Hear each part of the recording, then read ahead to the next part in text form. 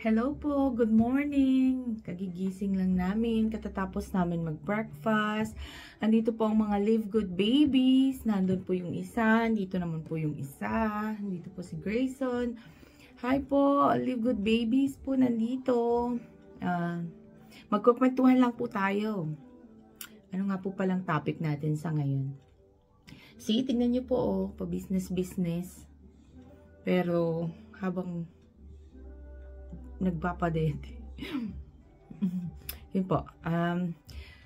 Okay. Have a good day sa inyong lahat dyan sa Pilipinas. Have a good night. Dito po ay days. Have a good morning to everyone. Andito na naman po ang yung mga Live Good babies. So, ang didiscuss ko po ngayon, gusto ko pong pag-usapan ang mga taong bumubuo sa Live Good. At sino-sino po ba ang mga nasa likod nito? At paano po ba nabuo ang Live Good? Yun lang po kasi sabayan nyo po akong aralin siya para just in case gusto nyo pong sumali sa team namin someday or wag nyo na pong patagalin kasi today, tomorrow, and on the future, marami pong difference po yun. Malaking difference po siya. So, pero hindi po ako magpo-focus doon. Didiscuss ko po sa inyo kung sino po yung tao sa likod nito at sabayan nyo po akong aralin at i-research kung sino-sino po sila. So, mag-start po tayo kay Ben Glinsky, okay?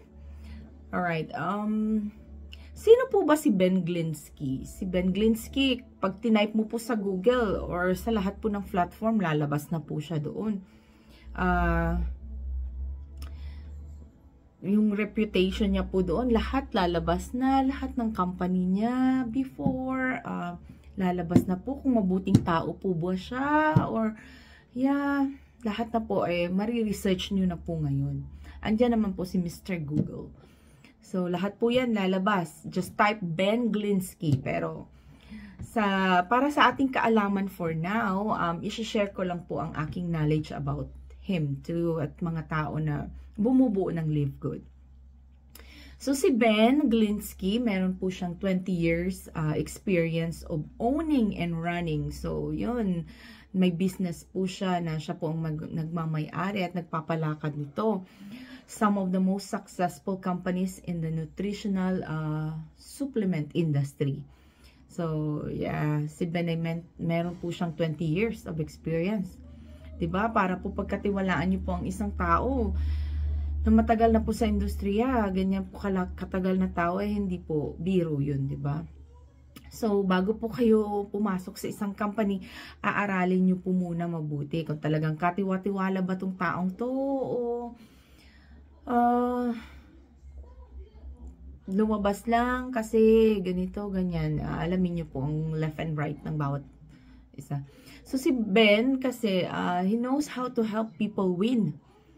Sa lahat po, sabi po doon sa mga ni-research ko. At saka, so, si Ben po kasi, lumabas na po siya ng retirement. So, he come out of the retirement, pero may isang reason. Reason po kaya, Live Good was created. Kasi si Ben po ay, meron po siyang, he knows how to help people. Yun po si Ben Glinsky. Sa aking research. Gawin nyo rin po yung research nyo. Pero ito po ay karagdagan lang pong kaalaman para sa mga taong bumubuo sa likod ng Live Good. Okay? So, kung meron pa po kayong idadagdag, message nyo lang po ako. Sama-sama po tayong mag-research about Ben Glinsky at sa mga taong bumubuo po ng Live Good. So, siya po ang CEO ng Live Good. Okay? Pangalawa naman po ay kasama niya dito si Ryan Goodkin. Actually, may asawa po siya si Lisa Goodkin. So, Ryan and Lisa Goodkin, sila po yung, product development po sila. Sila po si Ryan Goodkin po siya po ang nag-develop ng lahat ng mga products ng Live Good. So, nabasa ko po doon na sabi po niya si Ryan Goodkin na, I don't create products to sell. I create products to use for my family. There is no way that I'm going to let my family put something in their body that I don't trust 100%. Yan po ang sinabi ni Ryan Goodkin. Di ba po? Ikaw po ba sa sarili mo? Gusto mo po ba ng kumakain ka nang hindi mo alam kung saan nanggagaling yung pagkain na ginagamit mo or kinakain mo? I mean, di ba, kaya minsan po mas gusto po nating nagluluto na lang sa bahay kasi alam mo po yung nilagay mong ingredients doon, alam po kung saan galing yung mga ingredients, mga spices na nilagay mo doon sa kakainin mo, di ba? Yung mga frozen goods po na iba na hindi mo po alam kung ano pong mga artificial products na nilagay po nila doon at kung saan-saang parte ng bansa galing. So, yeah, ganun din po siguro tayo pakiramdam natin na ayokong kainin yan, baka marumi, di ba? So, minsan, ganun po yung pag-iisip natin. So, ganun din po si Ryan Goodkin. So, sino ba naman po ang gustong kumain ng hindi mo alam kung saan galing yung inilalagay mo sa katawan mo, di ba? At yung asawa naman po niya ay si Lisa Goodkin. Talaga pong makikita mo sa kanyang mga vlog, sa kanyang YouTube account, sa kanya na very physically fit po siya, na talagang isinasabuhay niya po kung ano po yung mga ginagawa niya.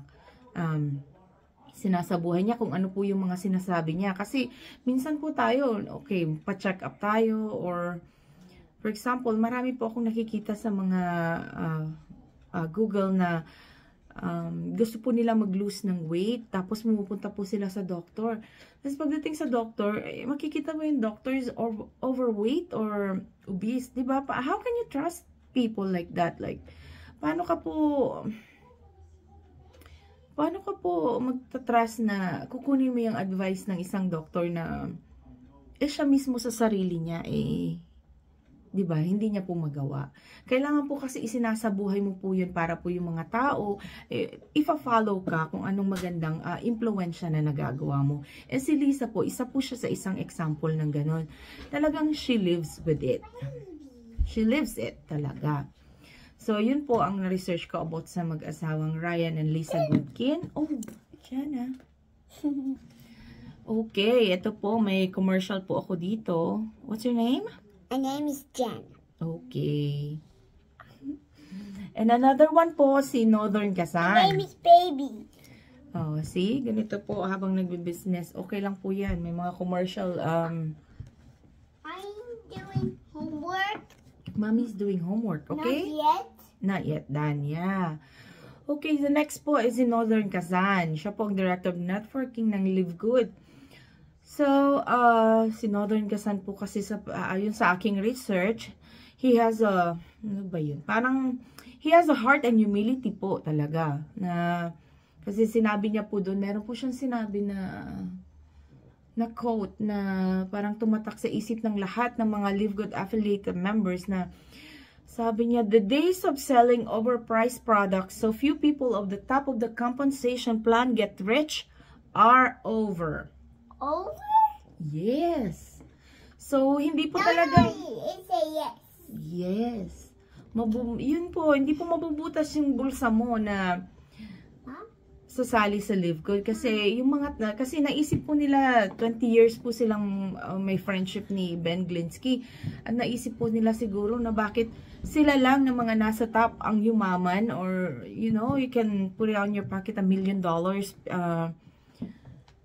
at saka mga properties, bakit sila lang ng tao sa taas ang yumaman? So, paano naman po yung mga tao sa baba na tumulong sa kanila, di ba? Okay.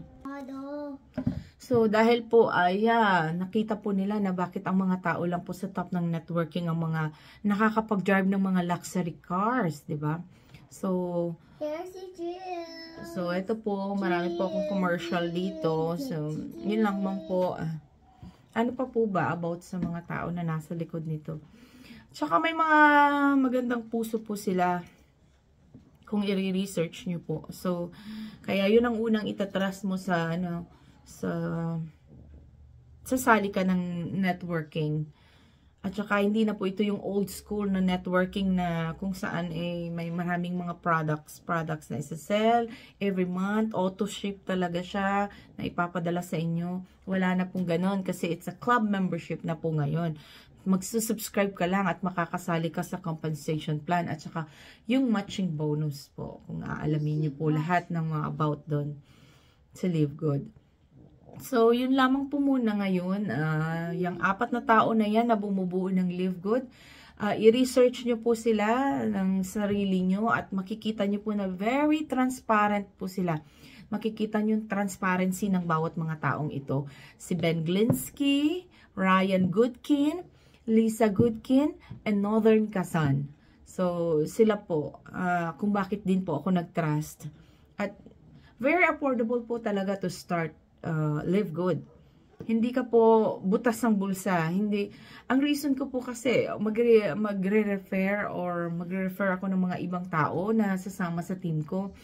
Tapos mabubutasan po siya ng bulsa na katulad ko po na nanay sa loob ng bahay na gusto lang pong kumita at gumawa ng additional income, 'di ba?